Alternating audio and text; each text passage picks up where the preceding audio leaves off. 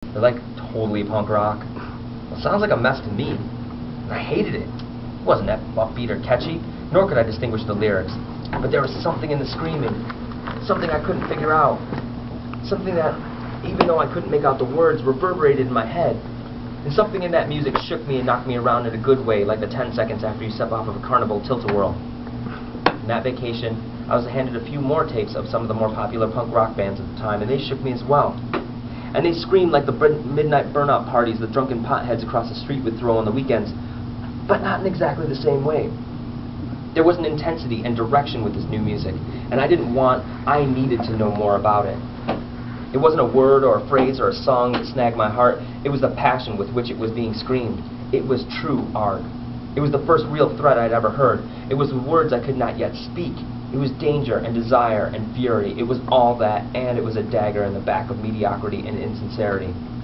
So it put the breath in my lungs and gave me a direction with which to scream, and so I listened, and I learned, and I grew, and I fell in love for the first time. The music screamed into my ears and into my heart, the words that described that moment in 7th grade math class when I refused to let those tears fall. That thing that I never spoke of but kept me awake at night, that was what they screamed about. They yelled about finding glory in those hot and embarrassed faces of 7th grade. They didn't speak about love or loss or all that boring pretty boy pop the radio preached. They yelled real romance, and they not fitting in a glorious feeling. To not only hold on to what makes you, you, but to celebrate it. That year I walked into school looking as ridiculous as possible. I donned everything from green mohawks to safety pins to rips in my clothes to combat boots and spiked collars. And I wanted the pretty kids to see that their status in the 7th grade pecking order was hollow and built upon hypocrisy and conformity. I wanted to stand up and make them see that I wasn't a part of them, that I would never try to be, and that I would be proud of the genuine hearts that I considered friends.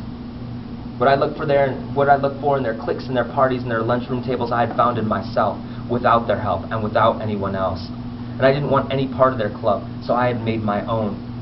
I realized that their bullying and exclusionary tactics were simply a result of their inability to look at their own reflections without flinching. Every fag and pussy that fell from their lips boldly illustrated their lack of self-worth and screamed insecurity. I looked upon those kids with pity, and I eventually saw them as feeble and powerless, and I never again looked to their table with envious eyes. So that when this kid looked in the mirror, he now saw a different boy. Staring back at him, he saw merit, worth, and true love for the first time. It was the beginning of a long and trying and extraordinary journey of self-discovery, and I was on a momentous, yet unwavering pilgrimage to meet the man who was at the helm of this heart. And as daunting and intimidating as this journey was going to be, I was determined to meet that man and make my peace.